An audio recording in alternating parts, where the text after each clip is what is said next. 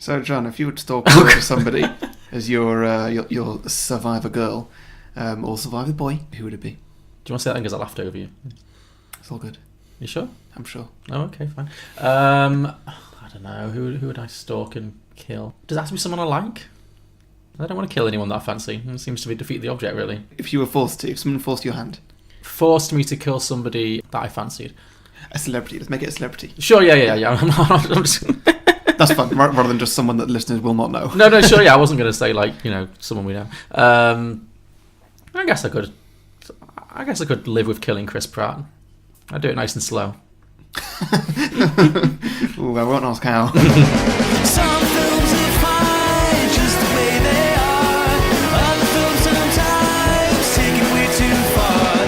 But really, how bad could it get? Let's go beyond the box set.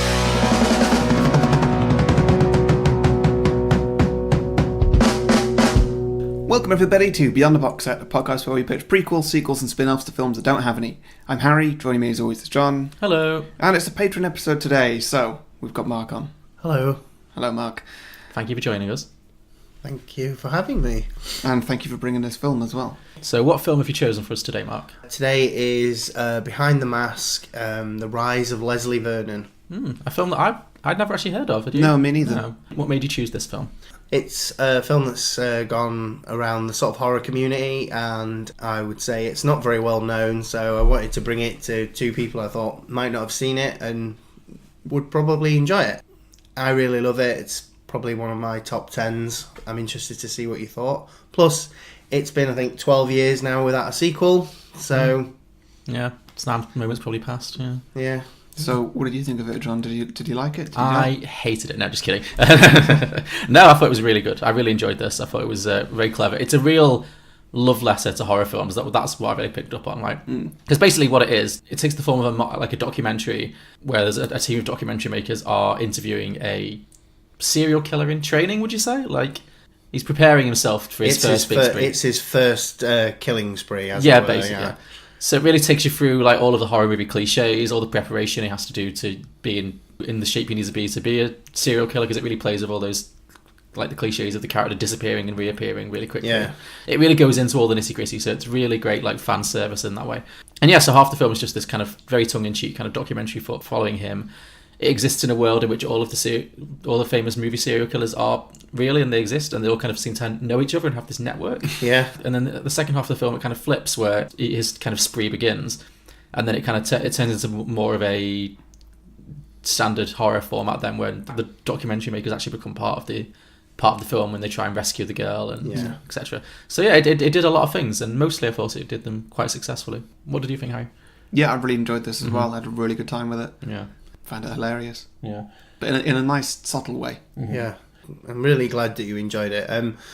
There are great bits in the documentary part where he goes through the horror tropes, where it's all explained, especially, I think, when he talks about the amount of cardio he has to do to make it look like he's walking while still keeping up with everybody. Yeah. Cutting branches on trees, so... They fall, all these things that happen. Breaking all the weapons. Yeah. There's one bit in it I really like where he's talking to the documentary people about he nails all the windows shut, and she asks, "Do they not break the windows?" And he goes, "Funnily, they don't, unless they're on the second floor, and then they climb out onto the roof."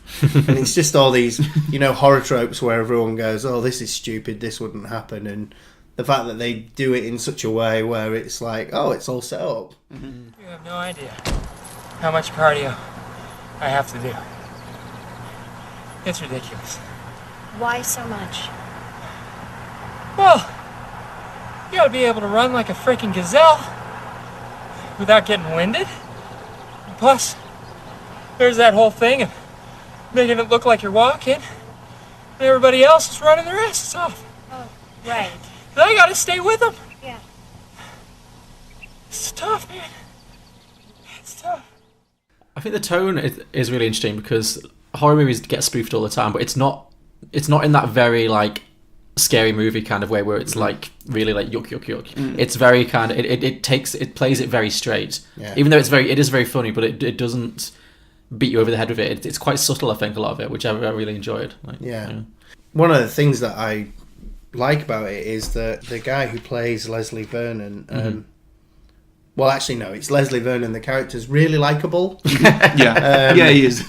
And I know a lot of people have said it's a bit jarring when it does go into the serial killer bit, because you've come around to quite liking this guy he's a bit of a goof. You know, I mean, they say he's into magic. Obviously, that they show that's part of the whole thing, the whole sleight of hand. You know, I love the fact that he was basically a magic nerd. That really made me laugh, because it took me back to a dark and shameful part of my own past that I very rarely talk about. Is that as a child, I was very briefly a member of the Magic Circle. oh, wow.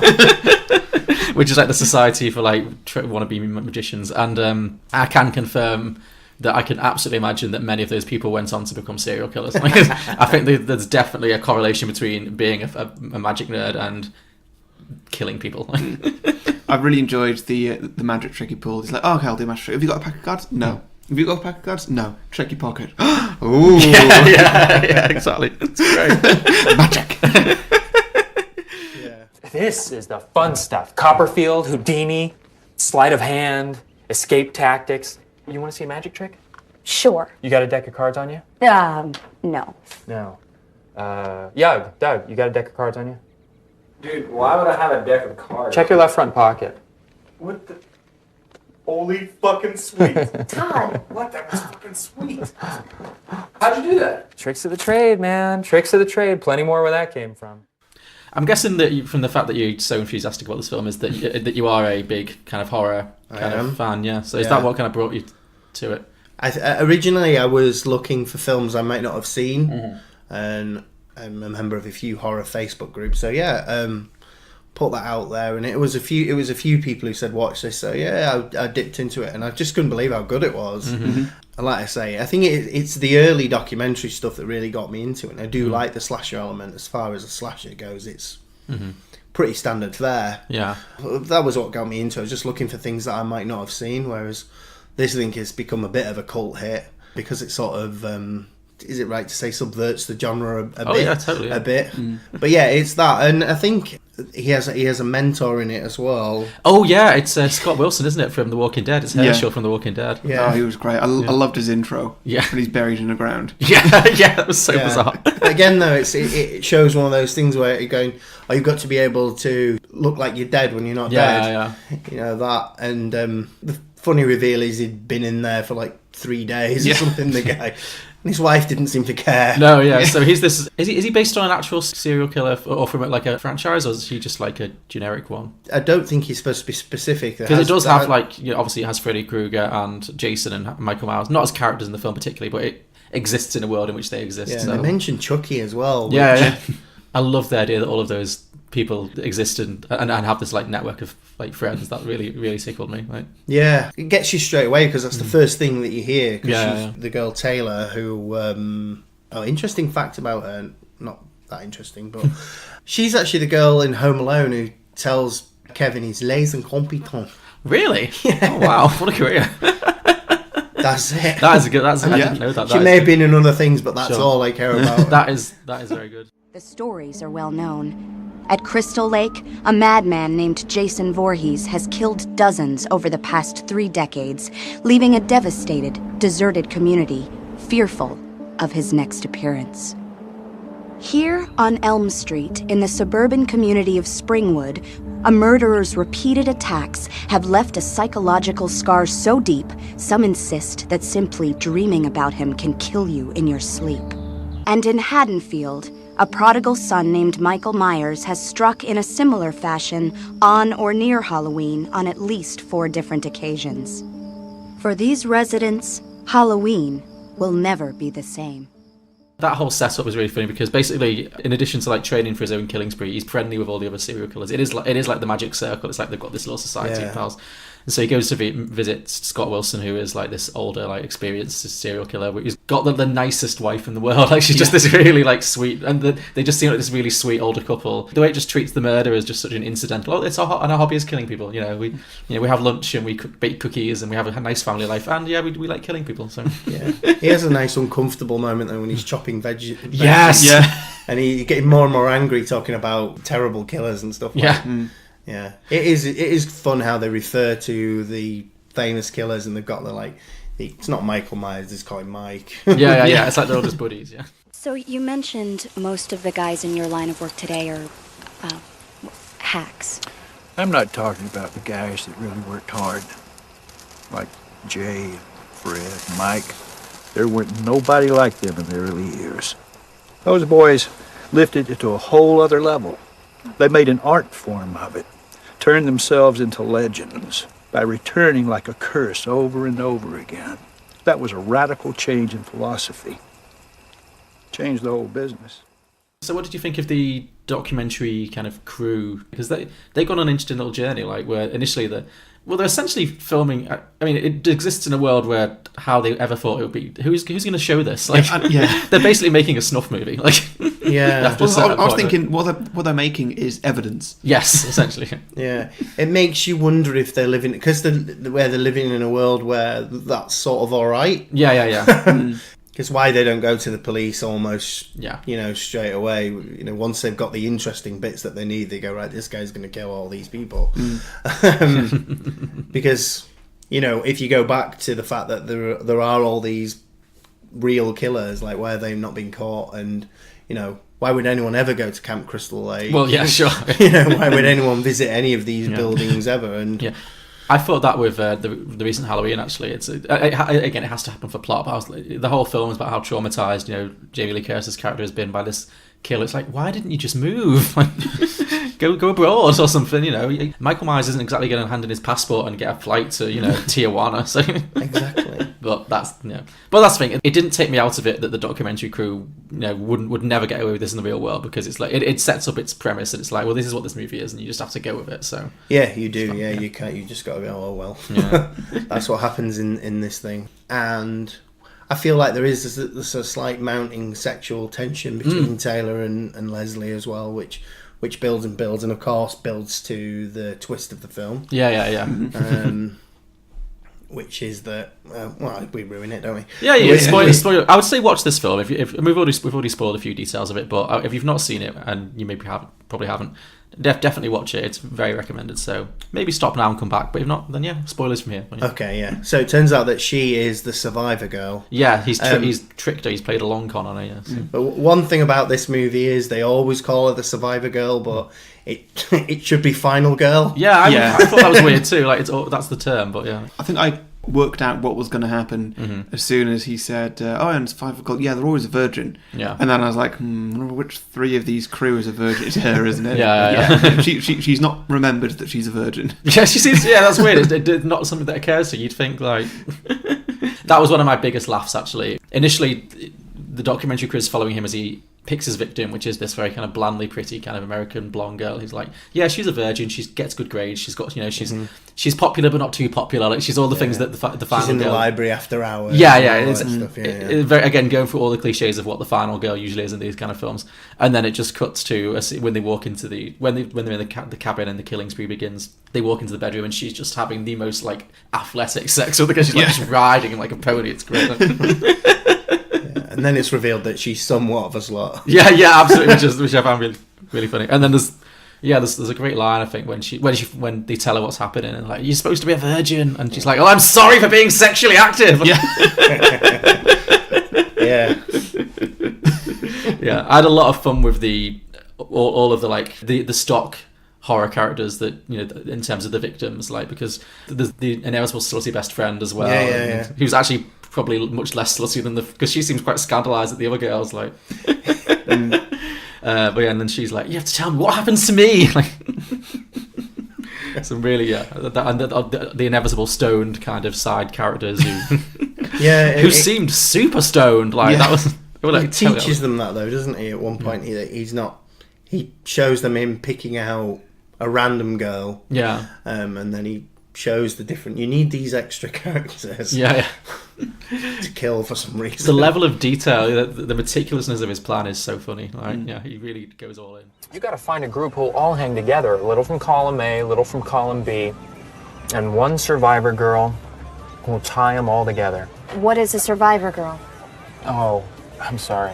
It's an industry term. It's what you call a girl like her who just might be able to walk away from me at the end of the day. Okay, what is it about this girl? Well, she's a virgin. A virgin? How do you know that? How do the swallows find Capistrano? I don't know. Look at her. She's a virgin. I mean, you're not getting that?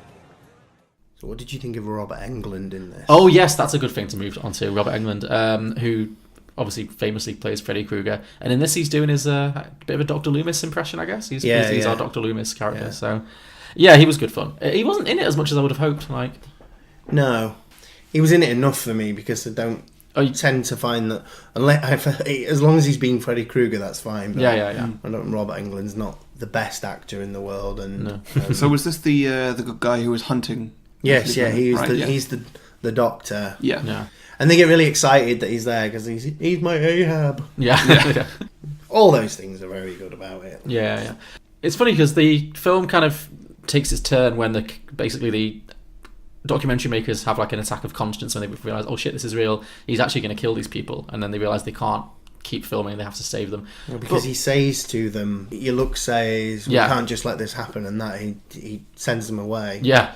He picks it up on it, yeah. But it's funny, like, they have already filmed him killing someone, because poor old Zelda Rubinstein, the librarian, gets killed, like, pretty early on, and, like, they seem fine with that. So just when he kills young people, they feel bad about it? I'm like, I guess. Or maybe it was when he's going to kill, like, a whole room of people. Sure, rather than just one librarian. Yeah. Yeah. And also, she wasn't too far away from death anyway. She was quite... Well, actually, sadly, the actress's last film role, so... Oh, dear. Yeah, she died shortly after making the film, so true. Yeah, but... How did she die? Old age, I think. She's quite old. No. Not so exciting. No, I don't think she was. I don't think she was killed by a slasher. But who knows? That's like a conspiracy theory. Yeah, but that's really going a bit too far into like trying to make the sequel work. Just let's actually kill a beloved character actress. Because I only know her because she's got that really distinctive voice, doesn't she? From Poltergeist. Which is that's what she's famous for. Yeah. She plays like a fortune teller or the psychic. Or, yeah. I think she's in all three, maybe. Yeah. That film really scared me as a kid. Poltergeist, one of the scariest films.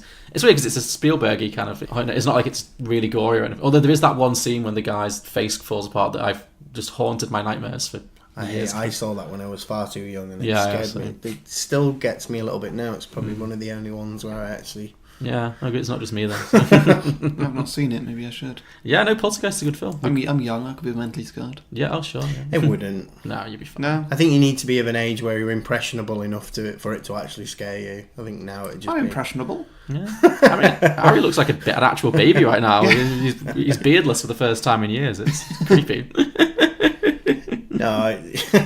Any other funny little bits that stood out, Harry? What were some of your favourite moments in this? Okay, the credits. Yeah, the credits were a solid bit of humour there. Because you all knew what was going to happen, like almost instantly. You see where the scene is. Oh, it's in a morgue. Yeah. Okay, so his body's there. Great. So he's going to sit up at some point, and it's going to. They really make you wait for it, don't they? They do, yeah. But no, it's good. I liked it. Yeah. But it was the only bit of the film that kind of felt a little supernatural, though. Because everything else was like, he's got to do all this cardio to appear like there's this stuff. He's got to put this stuff on his face to do it. But other than getting his head crushed and getting burnt alive, well, not alive, burnt to a crisp. Like, how's he getting out of that one? That's the classic horror thing. There's always a way. There's always some survival. Because there's got to be a sequel. His death cracked me up. Like, excuse the pun. Yeah. So basically, he gets his head stuck in a vice, and she has to like turn it and crush his head. But oh my god, it takes her so long. Yeah. It's so funny because it's such a laborious thing to do. So that really made me laugh. I've got thoughts on that when I get to my sequel idea. Okay, cool, interesting. We about done? Should we go to drinking games? Okay, well, I'm going to say drink for a pervy cameraman. Drink for pervy, yes, yeah. Yeah, there's that. I did like the scene when he's talking through his plan and it's showing you the visuals, and then it gets to the point where, oh yeah, and then of course the slutty best friend is going to go and have sex with her boyfriend, and then it cuts to this really porny, like with her breasts out, and the girl goes, that seems gratuitous. Which again is a very horror movie thing where it's like... Yeah. We forgot to mention actually that Leslie talks a lot about the phallic... oh yeah. Yes, it really goes into psychology. Symbolism of things, and There's one for women as well, and I can't remember exactly what it is now. Well, I think, are you about to say another one of my favourite lines from this film? Go on. No, you say it if you remember it. Well, I think you're saying it's like phallic but opposite. It's girl parts. Yeah. Oh no, I was my favourite line. That's good, but my favourite line is when I think she picks up his scythe or some kind of weapon, and someone says she's empowered herself with cock. Oh yeah. Because it really goes into how like the weapon it's always a stabby weapon. It's like a phallic symbol, which I actually thought was quite interesting. It really got into like the psychology and behind horror films. So yeah. Or most weapons are just that shape. Well, that's it. But why? Ask yourself why, Harry. Because that's what works. And whatever. I'm not getting into this. Feel myself getting worked up. So drink anytime anybody looks at the camera. Okay, yeah. Good bit of fourth wall breaking. Mm-hmm. Yeah, always fun. What have I got? I had drink for kills. Drink for kills. It's a classic one, yeah. Mm-hmm. Okay. Drink for horror cameos. Yes, very good, yeah. Solid. Drink whenever somebody asks a really obvious question that they would know if they'd seen a horror movie before. Yeah, that's a good one. I mean, obviously that's quite deliberate, but yeah. Leslie, I feel as though you want Kelly to enter the tool shed. That's correct, Taylor. It's the first sign of empowerment I'll be looking for in her. At some point, she's going to turn a corner. It's a pivotal moment when she makes the transition from victim to heroine. This is visually manifested when she reaches for a big, long, hard weapon. You know what I'm talking about? It's okay, Tay. It's deeply symbolic. She's empowering herself with cock. Cool. So I guess if we're done with drinking games, should we move on to Patreon? Yeah. The part of the show that now makes my heart sink every single week. Well, Mark, as you know, me and John are available on patreon.com/beyondtheboxset, and there you can support the show by subscribing to us with as much or as little as you'd like to give. Not quite, but something in between that. Yep. And for that, you get a few bonus things, which include a bonus show called Beyond the Box Set, where we review films in the cinema. Another bonus you get as a patron supporter, you get to choose films for us to do. That can either be on the main show, like Mark's doing today, and of course you're very welcome to come on the show. And if you want to choose a film that does have sequels or prequels or something, then we'll do that on Beyond the Box Set and just review it. And also there's some advert that happens at some interval. You may as well just say it, John. I'm so obsessed. So, it's a great feature. It's just that Harry's ability to remember it is bafflingly... It's multiple adverts per episode? Yeah, basically, if you're a Patreon, you get one 30-second ad slot per month. Yes. And it may be more than one per show. Yes. Okay. There you go. Cool. Did Mark explain it better than I did? Do you reckon that's going to sink in now? No, I've still got questions, but I'm just not going to ask them. Okay, fine. Please don't. But yes, all of those things are available. I've reached my goal, I thought. When that comes up, I'm definitely going to have to say it. Would you like a job? You can't replace me. Yeah. Cool, so all that's available on patreon.com/beyondtheboxset.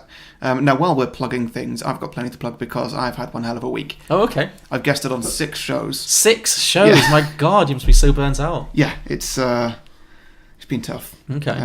Well, I mean, many of them happened when I was just in bed because I couldn't really be asked to get out. So, sure. You know, the effort level has not been high, let's put it that way. You recorded them horizontally. Yeah. So I guested on Jason's show, A Conversation With... Jason Croxon. Yes, that's the one. And we talked about Doctor Who for about an hour. Cool. And that's out already, I think. So okay.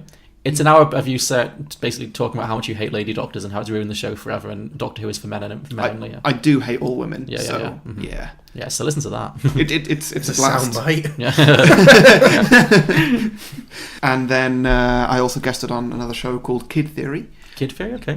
Where me and someone who's probably going to come on here, a guy called Dante, he questions me about different theories I had as a kid. Oh, okay. Of things that I used to believe. Oh, that sounds fun. It is fun. Yeah, it really opens up what I was like as a child. Okay. There are some secrets in there that have not been said out loud before. Oh, when's that out? I do not know. I'll post links when it's I'm out. subscribing to that straight away. That may be out by the time this episode is out. I'm not sure. Okay. Kid Theory, yeah. Cool. And then I guessed it on Phil Better's show. Great. The Phil Better Show. Phil, who was on our last week episode, The Wolf, with Rory from Dog Hair Network. Yeah. And we did the most difficult thing that we've ever had to do in either of our lives, which was rank all the Pixar movies. Oh, okay. Wow. So we did top 10 Pixar movies. Okay. There's only 20, so we just kind of went through all of them a little bit. Okay. But mainly the top 10. It's that's difficult to rank because a lot of them are on very similar footing. Sure, yeah. But obviously they're all very personal to each person, so everyone's lists are different. That's the Phil Better Show. That, I think, will be out in about a week from the time of this episode's release. Okay. I think. I'm not too sure. Again, I'll post links to all this. And then I guested on a show called Beg to Differ. Okay. Where me and the hosts, Maisie and John, we all have opinions, and some people disagree with those opinions, and we just talk it out. Opinions on anything in particular, like politics, pop culture, like what? Well, I kept it thematic, and we sort of themed it around cinema this episode. Okay, sure. I kept it thematic and said that there are not too many sequels coming out in cinemas these days. Okay, I see. Which friends of mine do disagree with quite strongly. Every film these days is part of a franchise. Sure. So is the concept of this show is that you have to make like a potentially controversial statement and they have to argue it? Okay. Yeah. I don't think I did very well. Okay. But they both came with opinions as well. Cool. So there were 3 to talk about. Okay. Sounds fun. And then I guested on a show called Dog Hair Presents. That's Rory's show from last week. Rory Spence, yeah. Yeah. I'm actually going to be on 2 episodes of that. Oh, wow. Mr. Popular. So one of them, I talked about Steve Jobs for about an hour, just the life and times of Steve Jobs. Cool. I think it actually came out really well. I was funny. I was pretty on point. Oh, okay. Wow. I'm so humble. It was my thank you. It was my first podcast recording from bed. Okay. It's where you shine, obviously. I really think it is where I shine. It went really well. And then in the episode after that, he talked me through Marvel films from, I think, 2014 to 2016. Okay. We just talked about that for a bit. So yeah, 2 episodes of them. They'll be out at some point as well. Okay. And then this morning, also from bed, I guested on Jason's other show, Getting to Know Who. Okay. Which is a quiz show where there's one random person picked and we've got to guess certain details about them. I mean, he questions us and gives us multiple choices, but yeah. Cool. I will not tell you how that went for me. Maybe it went well, maybe it did not. Okay. I have a suspicion, but... Again, actually that one will be out like tomorrow, so that'll be out by the time you listeners listen to this episode. Great. So John will put a link in the description. Sure. Probably. Yeah, sure. Just remind me. Yeah. There's going to be a lot of links in this description. Like. Yeah. Okay. And finally, because we're now fully out of Halloween season from October, we're now in November. Listeners, just a reminder, me and John are going to be doing Movember. We're going to be... Well, I've already shaved my beard. You've got to shave yours still. Yeah, I'm not looking forward to it. Mark, do you want to join in? No. Okay. Mark is shaking his head emphatically. Oh yeah, I forgot this is an audio medium. No, absolutely not. I look stupid. Sure. What, like me? I mean, I'm also dressed like a vampire right now, so it's great. Yeah, it is a little bit jarring though. Yeah, Harry came in with like slick back hair and full makeup and no beard. It took me so long to notice that he didn't have a beard because it's like you look different. Oh, but you're in costume, so. Oh, you're a vampire. So yeah, to support men's mental health, please go to mobro.co/chemic tavern, which is our pub, and well, show your support by donating a little bit of money. Yeah. So that's mobro.co/chemic tavern, CHEMIC tavern. I forgot I had to shave. Yeah. Damn it. All right. Yeah. No. I've committed now. My housemate said I should shave my head as well and just go completely hairless. No. Yeah. I mean, right now you would look like Uncle Fester. Yeah. Yeah. That's kind of what I thought. So yeah, that's the plugging done. Should we get to the sequels? Sure. Well, I do things outside of this podcast too. Harry. No, I've not done quite as many as you, but I did a guest slot recently that I've realised I've not plugged yet. I appeared on a podcast called The Screaming Queens, which is a podcast dedicated to kind of campy horror movies. I was part of their Halloween podathon. They've been doing an episode every day, I believe, throughout October, which is the amount of just the force of that much editing it brings out in hives. But great. It was a great time. Watched a film from the 50s called Teenagers from Outer Space, which is available in full on YouTube, so you know it's good. And it was quite ludicrous, and it was a lot of fun to talk about. So yeah. Oh my. Yeah. Okay, I guess that takes us to sequel time. Yeah, finally. Yeah. I'll go first. Cool. Okay, so I found this film incredibly difficult to pitch a sequel, prequel, or anything for, because it's difficult to write good comedy. It's nice and easy to take a bad film that's trying hard and then just write some crap about it, but this one was not a bad film trying hard. So I just went with a different property instead, and so this one is going to be Spider-Man Behind the Mask. Oh, okay. A classic Harry crowbar in some comic book stuff. Yeah, I'll just go to my happy place. Sure, okay. Yeah. Well, I'm looking forward to it. We'll see how it goes, shall we? Okay. So it's going to be, again, there's going to be a film crew with a leading lady who is going to be Gwen Stacy. Okay. Thought build her into character plots. That's Emma Stone from the Andrew Garfield ones. Okay. Cool. So she's playing the role that the blonde girl plays in this, where she's just the documentary maker? Pretty much, yeah. Okay. Does she already know Spider-Man?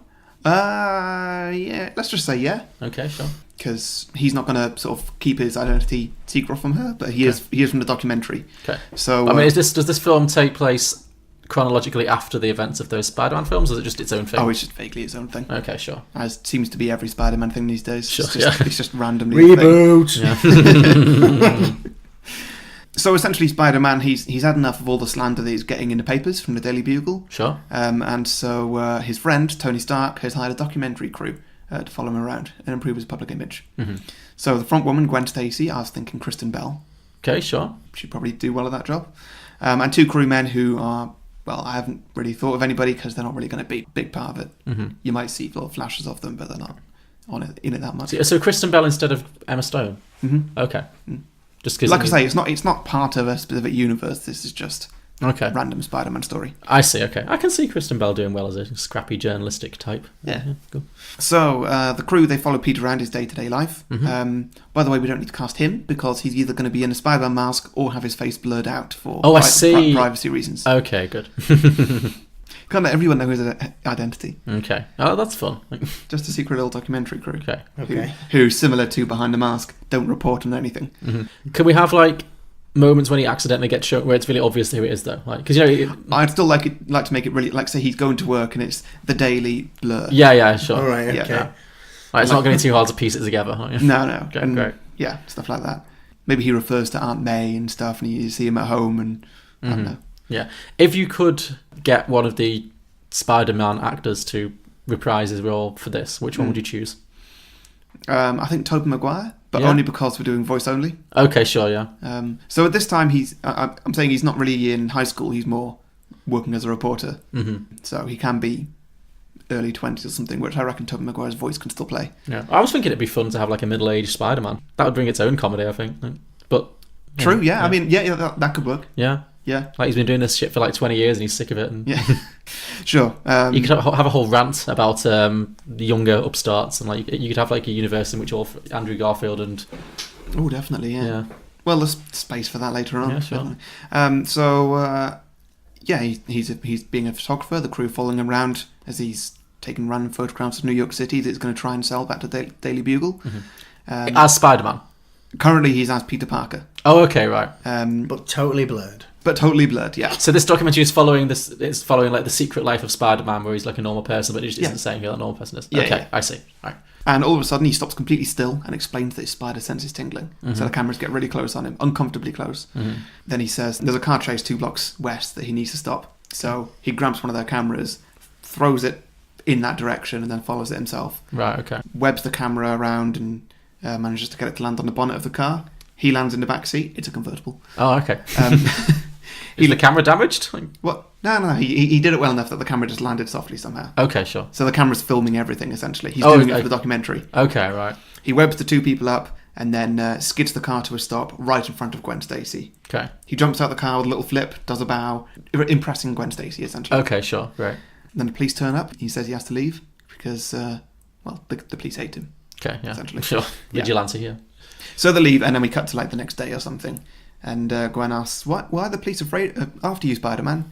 He says, well, it's a big story, but They think I killed my uncle's killer, but I didn't. But really, I just don't think they like a citizen doing their job for them. Sure. Gwen's like, well, they're lucky they've got you. She's really fallen head over heels for him. Sure, okay. As she does in the films. Sure, okay. So this sounds like a rewarding role for Kristen Bell.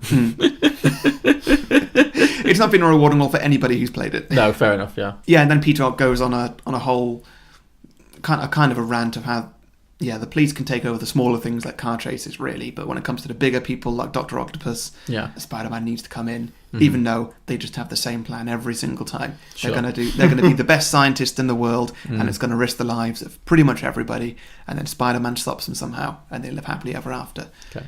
Somewhere along the way, they normally threaten some girl who Peter knows, and they worked out Peter's identity, and it's just the same thing again and again, and he's bored of it. Sure. Aren't we all? Yeah.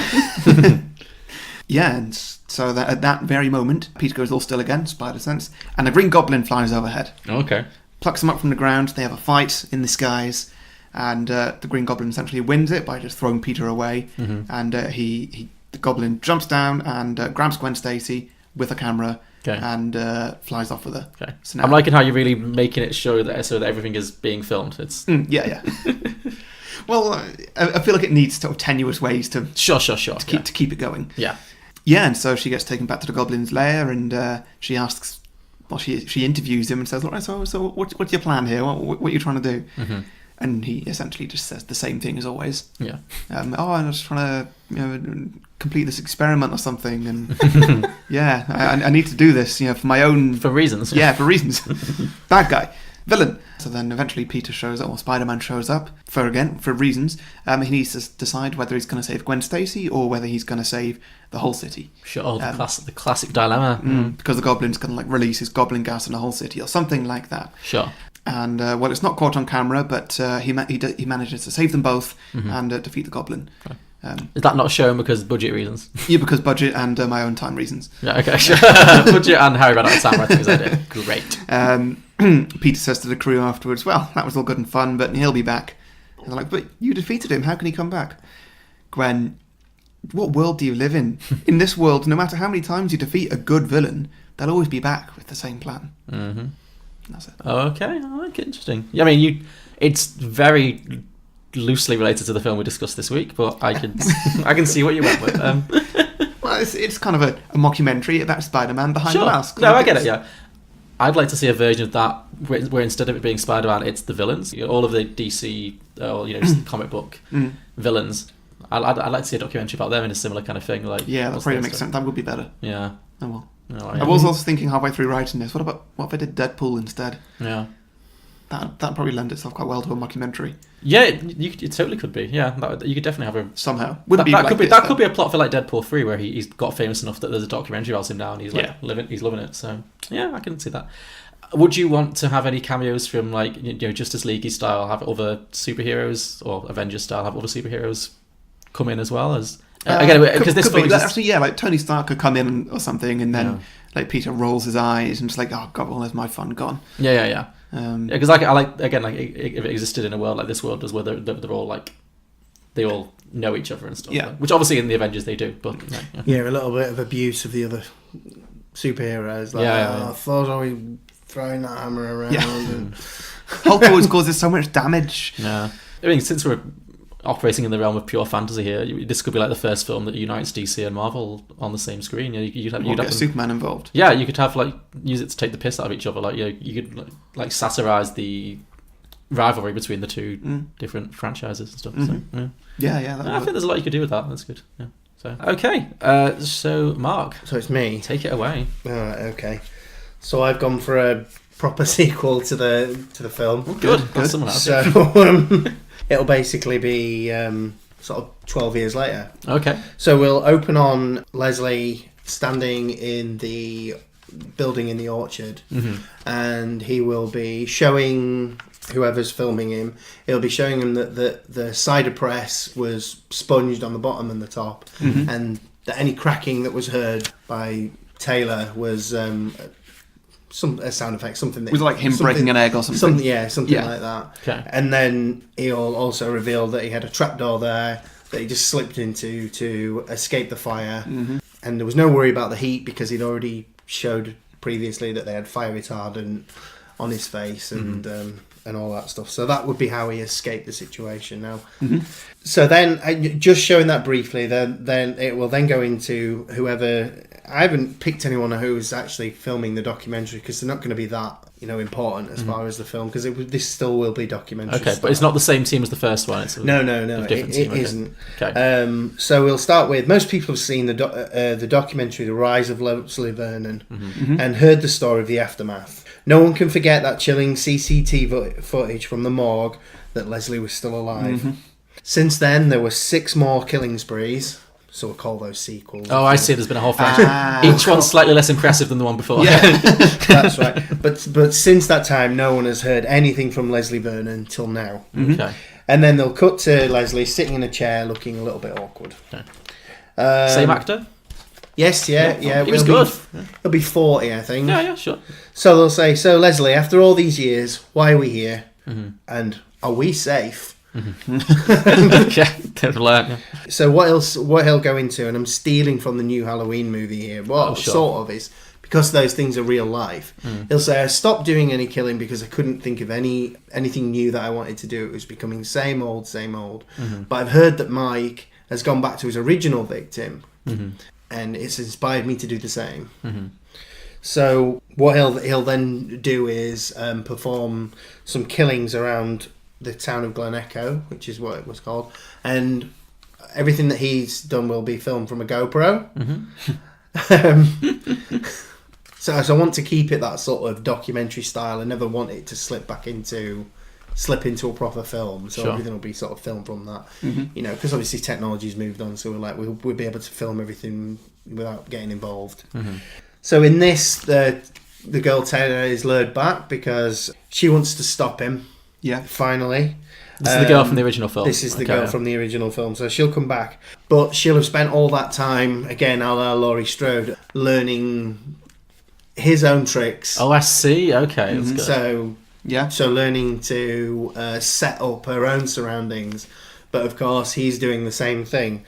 So wait, is she becoming a serial killer as well? Well, are they playing a game against each other? They're playing a game against each other. She's not actually a killer. Okay.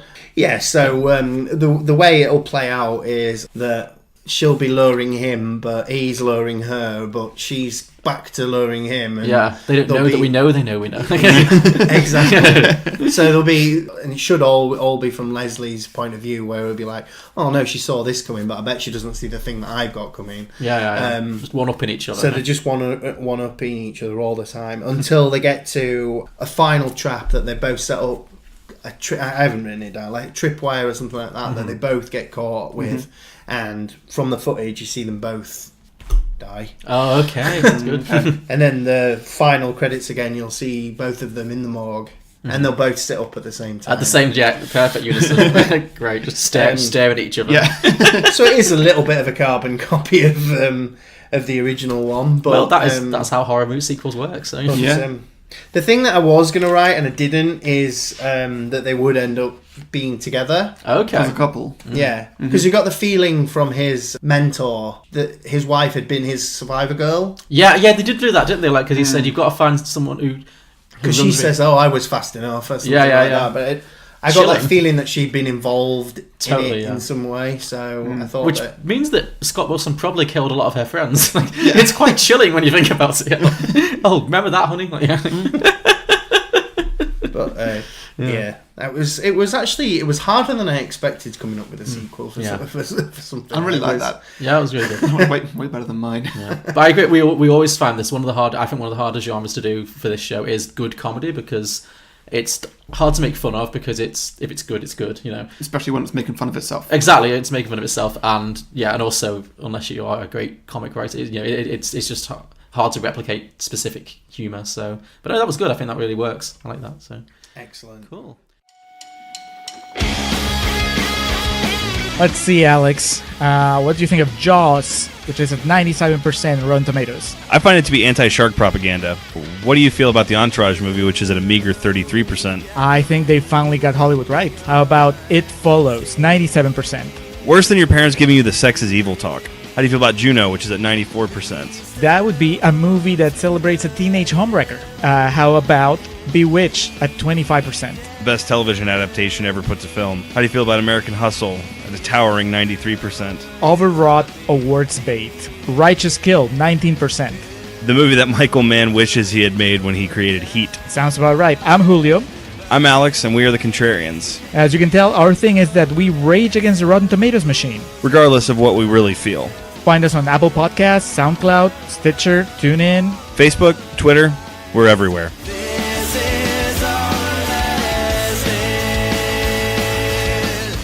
So for me, mine is called Behind the Mask 2 Summer Camp. This is for two reasons. One, because I like a good summer camp horror movie. You know, Friday the 13th, classic. Have you ever seen a film called Sleepaway Camp? Is that the singing one? No, there's not a lot of singing in it. Is that the one that we watched? Yeah, we watched it in London, yeah. It's ridiculous. It's very of its time. Elements of it have not aged well in terms of taste and its treatment of... Is that the one with the girl at the end who's not a girl? Yeah, basically, yeah. That's what, that element of it has aged poorly. It's not the most sensitive depiction of transgendered issues, but it is a very... it's a very... Understatement. Yeah. But it's a very funny, like, bad horror film. Like, It's ludicrous. I've seen it. There's a musical one. I can't remember what it's called, but it's a similar... A musical horror set on a summer camp. It's really good. If you remember it, let me know, because that sounds like right up my street. I'll find out the name. Cool, thank you. But yeah, so I like that. And also the other thing I liked about this film particularly, as I mentioned earlier, is the idea that all the serial killers like know each other and they all exist. So this sequel it's not set in any particular time, like 20 years later, 10 years later. It could be present day. I hope I know what you're doing. Okay. Where it's going to be a summer camp where all the serial killers go on a camp together. Yeah, basically. Oh, great. So yeah, they're going to have their annual retreat, basically, the annual serial killers retreat. And it's all going to be filmed like they're filming their, they're going to be filming each other, just, having a good time, just palling about. So the idea is that, sometimes the serial killers, they like to get together and exchange notes, but also they need a break. So they all just like to go on, they rent a cottage out in the countryside, and they just do spend a lot of time going fishing, drinking beer, long walks, and absolutely no killing. That's the rule. Like, it's a non-working holiday. It's for them all to just chill out and relax. So most of this film is just going to be like a summer camp comedy kind of thing, just with them getting into funny scrapes that don't involve serial killing. Like, maybe they just go on a disastrous hike or something, they get lost. Or are they all still wearing their relative costumes and masks and stuff? No, this is the other thing. It's a non-costume thing. So this is where I was. Does that mean that is it Jason with the hockey mask on? Yeah. Has he got really bad tan lines? Well, this is it. Yes, he could do that. It's very good. Well, this is where we're going to get to some casting, because obviously a lot of these killers. I mean, obviously Robert Englund is Freddy Krueger. That's that can't be changed. But people like Jason and Michael Myers, you can make them anyone because they're just shapes. So who would you cast as a serial? Who would you cast as Michael Myers, the Halloween killer? William Shatner. Okay, someone older. Okay, that makes sense. Well, is he not wearing a William Shatner mask? Or am I is it a William Shatner mask? It is a William Shatner mask, yeah. Okay, good call. That'd be so is William Shatner the whole time, wearing a mask of his own face? That'd be very funny, actually. Yeah. And especially because, because William Shatner's, quite portly. Yeah. That's he takes the mask, like, you see one shot where it actually looks like... Sorry, I keep forgetting. Is it Jason? Michael Myers. Michael Myers. Yeah. It looks like Michael Myers in his normal build. Yeah. And he takes the mask off, and as he does, his whole body changes. Great. Into William Shatner's body. Maybe, as well as the mask, he's also wearing a girdle the whole time. It's just like, I can finally let it all hang out. And then suddenly it turns into Shatner acting. Yeah, exactly. Oh, yes. I enjoy killing people. Yeah. Oh, wow, you've made this so much better. Yeah, William Shatner, yes, on board. I didn't think of that. Like, yeah. Oh, that could make it more of an old person thing, because they've been around for years. Okay, yeah. Cool. I like that. How about Jason, then? He's from Friday the 13th. See, I was gonna say Dwayne Johnson, because he's big. Yeah. But I suppose if you want to keep it older, Kevin Schwarzenegger? Could be, yeah. Kevin Bacon, I was going to say. Kevin Bacon? He's in the first Friday the 13th. He is, yeah. Maybe. I like Schwarzenegger. I like the... Because, again, Jason doesn't speak, so I like the idea of someone who's got a ridiculous accent. So Schwarzenegger... It needs to be someone... He's a good shout, yeah. Yeah. What other famous serial killers? So I think Chucky's got to be there. Leslie Vernon's going to be there, obviously. Same actor. Chucky is Chucky, It's Brad Dourif does the voice. Yeah, but it has to be someone small, so the guy from Game of Thrones. It could be Peter Dinklage. Yeah. Yeah, I'd like to see him in that sort of thing. That'd be good. Mm-hmm. Because he's got quite a gruff voice as well. Yeah, well, he likes doing voice work. Like, who was the bad guy in Saw? So was that Jigsaw? Jigsaw. The guy who plays that would be fine because he's of that age. And yeah. Mm-hmm. What other iconic? Well, the girl from The Ring, maybe. Oh yeah. She just has a hairbrush now. Yeah. Oh yeah, no, she's really pretty. Yeah. She's off duty. It's fine. Yeah. So that'd be someone young. Yeah. Wait, does it have to be someone young? I think someone who looks young. Yeah, I think Aubrey Plaza. Oh yeah. She'd be good. Oh yeah, brilliant. I'm lost. Who's that one? Have you ever watched Parks and Recreation or Legion? No. Okay. She's you probably recognise her face. Yeah, she's a funny actress. She's very funny, very deadpan. She's got long dark hair, so it would fit. Okay. Yeah. So yeah, she's definitely going to be part of it. Mm-hmm. So we've got Freddy Krueger, we've got Leslie Vernon, we've got Jason, Michael Myers, the Girl from the Ring. What else has had loads and loads of sequels? Would we? Oh, the Blair Witch. Yeah, I was thinking we Blair Witch. Yeah, never seen. Just really camera shy. Yeah, anytime the camera's on them, they're in the corner. Yeah. Blair Witch is there, but doesn't want to be on camera. Yeah. The Exorcist. Yeah, I guess. Yeah. Would it just be Linda Blair? Would we do a few like one-off things like The Shining? A Pinhead. Pinhead would be good. Yeah, Pinhead would be good. Yeah, the Candyman maybe. There's the old guy from Phantasm. What's going on with Insidious? What are those movies about? Is there? I've never seen Insidious. One character in those, or moving on. Jaws. Let's get just the shark. We're getting into the realms of. So you can see there Hannibal Lecter maybe, or Hannibal Lecter would be good. Yeah. Maybe a gremlin. Although you're getting into the world of fantasy, really. Yeah. Well, I mean, Chucky's hanging around, so you know. Yeah, but I get the feeling that's why I was saying a small guy. He's just a little person. Yeah. Venom's just come up as a horror movie. Well, it was horrific in many ways, but I wouldn't call it a horror movie. Probably a horror movie. No. Okay, there's a few. So basically the setup is for the first half. I mean, let's just make William Shatner the main character if we can. 100%, yeah. He's our class, and Leslie Vernon, but Leslie Vernon's probably going to be the overly enthusiastic one, who's doing all the filming. I'd like stuff. Schwarzenegger to be sort of. In fact, I'd like the way that you're playing it, like Shatner and Schwarzenegger are always on each other's case. Yes.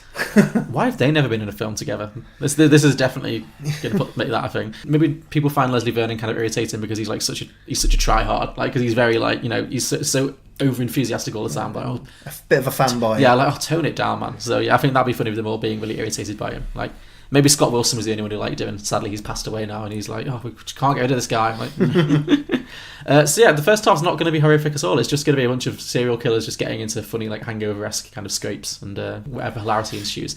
And then in the second half of the film, it's going to take a turn into the slasher when the serial killers start being hunted by a mysterious killer. So they're getting picked off one by one in mysterious ways.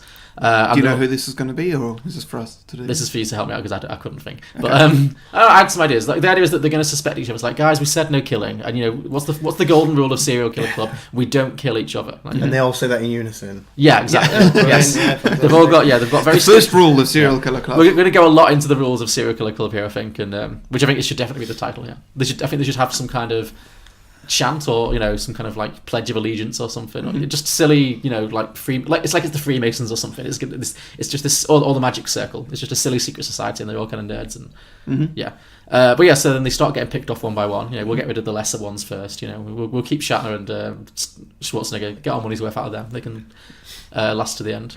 I guess the question will be, who will be the final girl of serial killers? And I think it has to be Michael Myers. He's the classic. Like he is the arguably the ultimate. Yeah.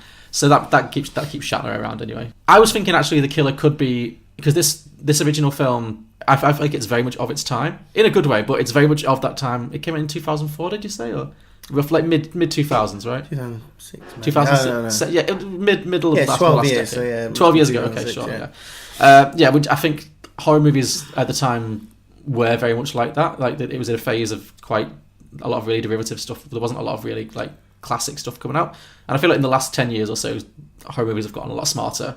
So maybe it's like the new guard of like. There's lots of good horror movies now, but there's not many iconic ones. I think only Jigsaw, maybe you could say, has attained that level that like Michael Myers and Jason Voorhees have. So maybe it's someone from like a really cool recent horror movie that's really bitter about all these old guys constantly rebooting themselves and constantly being part of the culture. It's like it's time to move over and get some fresh blood. So I don't know who, but it should be some. I guess it can't be Jigsaw then, because he's more akin to them. But why not just make it Leslie? It could be Leslie actually. That makes more sense. Yeah, I've overthought this completely. Perfect. Yeah, Leslie's on. But that's still like a twist. It's a twist. So you don't know till the end. Yeah. And that's because it's kind of Leslie's revenge because all the other serial killers treat him like shit and they accuse him of being a fanboy. And he turns on them with his trademark, very overly complicated plotting. He's done all the preparations. And I like the idea of all these serial killers who are, really stoic and quiet. Often, most of them never speak, just running like scared little girls and just being, screaming and being terrorized. So I think that'd be really fun. I mean, just watching William Shatner run us all would be pretty fun. And I think that's actually a really good way to wrap it up. Is that it's him the whole time, and he's really bitter because he's gone on all these killing sprees that he's worked so hard on, but nobody's made a movie about him because people are still really hung up on Michael Myers and Jason and all this kind of stuff. It's like, you went to space. What do I have to do? So. Yeah, I think that's good. Yeah, that makes Leslie more of a main character as well, if he's actually the one. So I guess it'll finish with a throwdown between Leslie Vernon and William Shatner, which is... I don't know how that's... I feel like Michael Myers should win. So I don't know in what world William Shatner comes out on top in that fight, but... Well, I can think of an ending for this film, but it's sort of totally different from the way you were going. Uh-huh. I mean, ultimately, you could just say that he's not really teaching the old dogs new tricks. So when he thinks he's getting his final kill, they all come out and go, "You think?" Yes, good. They all stand up with Schwarzenegger going, "Come on, man, we taught you all these things." Yeah, that's good. Yeah, I like that. That's good. So he ends up on the loser. I told you I'd be back. Sorry. Yeah. Oh yeah. He has to. Yeah. It's definitely going to be with that kind of film. They're going to definitely have to reference themselves. That's fair. And then obviously that. It still makes it a bit of a comedy. Plus, you do get your sort of kills. Yeah. Mm-hmm. No, I like that. They just don't really happen. Yeah. And then at the end, he gets excommunicated from the club or something. I don't know. Yeah. Or maybe that's his in. Oh, that's his in. Yeah. Okay. Yeah. Come on. He wins. Yeah. He wins their respect by trying to kill them all, even though it doesn't work. Yeah. Okay. So that's it. Basically, just a summer camp comedy / Sorry, I don't know if I ruined your concept. No, you didn't. You improved it. You absolutely improved it because I was running out of steam fast there. So yeah. That's it. Any questions? No? Cool. Good stuff. So I guess that means we get to listener submissions. Yeah, so I put the feelers out online for this, and I got one response. Cool. It's from Mark Reid. He's just put a dot. Okay. Bumping the post. Yeah. I've not had a single listener submission. It's not a very widely seen film. I've got a few. I've had a few. Alistair Callum said Leslie Vernon meets the Mask, as in the Jim Carrey mask. Okay, yeah. So that could be fun, yeah. A bit of a crossover there. He was very much a serial killer in the comic books. Oh, really? Interesting. Okay, good work. Yeah. Michael Gettings just said, "Hey, Vern." So that's just going to be some kind of comedy, I don't know. Comedy. Kyle Davidson said, "Leslie has now become the #1 horror movie podcaster." So this is a bit meta. Who openly judges all of the serial killers each episode. Yeah. I like that. That's good. And this causes other cocky killers to come for him. So I like that idea. I think Leslie Vernon probably would be hosting his own podcast in this day and age. So, yeah. Cool, like making a murderer, literally. Movie Geek and Proud at MGNP Podcast said, "It's the present day. Leslie Vernon got what he wished for and became the next horror icon. He finds out that there's going to be a movie remake made about him, and Vernon hates remakes. So he stops at nothing to take out the film crew and the actors while filming his own sequel in the process." So, like that. It's good. Cinema Recall at cinema_recall said, "Leslie Vernon teams up with Ghostface from Scream to help raise his profile, but gets annoyed at all of his constant pop culture references." I guess that's Ghostface's pop culture references. Okay. So he turns on him and tries to take him out, and then goes on another killing spree of his own. So again, it's just crossing him over. Blokebusters at Blokebusters said, Behind the Mask, the rise of Leslie Vernon. A meta-mockumentary about the making of the meta-mockumentary that was Plagued by Horrific Deaths and Supernatural Occurrences, aka the original film. In the end, it all turns out to be Robert Englund in a Leslie Vernon mask. So, yeah. Okay. Interesting. And finally, at one Aussie Nerd 1 said, What We Do in the Shadows. So, great. Which is, it is a very similar film. Have you seen that film? Yes. Yeah. Right. In fact, I nearly suggested it. Yeah. It's a good one. We've not done it yet, but we have watched it. But I think I was put off because they are making a TV I believe show. they are. Yeah, I have heard that, so that'll be fun. And yeah, those were our listener submissions for this episode. Thanks, guys. If you have any sequel ideas for Behind the Mask, The Rise of Leslie Vernon, or any films we've done in the past, please let us know. We are Beyond the Box Set. You can find us at beyondtheboxset.com. Our podcast is available on all good podcasting platforms, including iTunes, Spotify, Acast, Stitcher, Google Play, you name it, we are on it. You can also find us on social media on Facebook, Twitter, and Instagram. Just search Beyond the Box Set or at Beyond the Box Set on Twitter. And we, as Harry mentioned earlier, we are on Patreon at patreon.com/Beyond the Box Set, and we have merchandise available on tpublic.com. Again, just search Beyond the Box Set. Also, any of the shows that me and John have guested on will all be in the description. Links in the description if they're out. If not, just keep an eye on our social media and we'll share links when they become available. Absolutely, yeah. And I'm sure Harry will continue to whore himself out to podcasts. Yeah. Ongoing. That's the plan. Yeah, cool. So next week we've got Charlie Dudley coming on from, if you remember a while ago I guested on a podcast called Why Did I Do That? Yeah. Where I told a very embarrassing story. Mm-hmm. And I know that since then he's not had a story that's anywhere near as explicit as mine. No, I expected as much. I think I may have gone too far. Yeah. But I don't know. Anyway, I'll let somebody else be the judge of that. Anyway, Charlie Dudley is coming on next week, and he's going to do a film called The Way, Way Back. Okay. Which I have not heard of before now. I've heard of it, but not seen it. No. So we'll see. It's it's moving away from horror for a while. It's been a good month. This isn't technically part of our horror season, but you have kept us on a horror track for another week, so that's cool. So yeah, I don't think The Way, Way Back is a horror film. It might surprise me. Who knows? But cool. But thank you very much for coming and joining us, Mark. Thank you for having me. It's been a pleasure. Yeah. Is there anything you'd like to plug? Not in particular. No? I do have a YouTube channel called The Geek with Guts. There's nothing on it, but if you subscribe, I might make something. I'm thinking about doing horror reviews, so if someone subscribes, I'll do it. Sounds well. There you go. Yeah. The gauntlet's been thrown. We'll subscribe. Well, thank you. Cool. Okay, so I guess join us next week for The Way, Way Back. Yeah. Thank you, everybody. Thanks Bye. a lot. Bye now. Bye. Bye.